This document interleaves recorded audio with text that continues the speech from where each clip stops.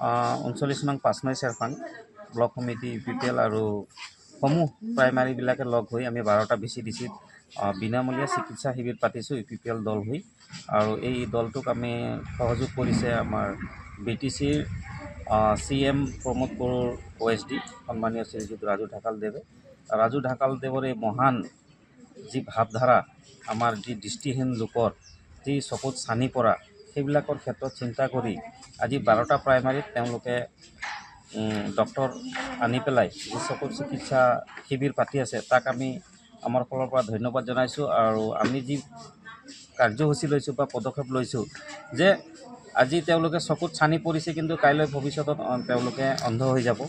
গতিকে অন্ধ হোৱাৰ পৰা যাতে ৰক্ষা পায় তেওঁলোকক টকা পইচা নোহোৱাৰ কাৰণে আজি যিখিনি মানে নেপাললৈ যাব নোৱাৰে বা গুৱাহাটীলৈ যাব নোৱাৰে সেইকাৰণে আমি ঘৰৰ পদূলিতে আমি এইটো ব্যৱস্থা কৰি দিছোঁ। তাতে বিনামূলীয়া তেওঁলোকৰ চকু দেখাবৰ কাৰণে কোনো ফিজ নালাগে, দৰৱ কিনিবৰ কাৰণে কোনো ফিজ নালাগে বা চশমা লওঁতে কোনো ফিজ নালাগে।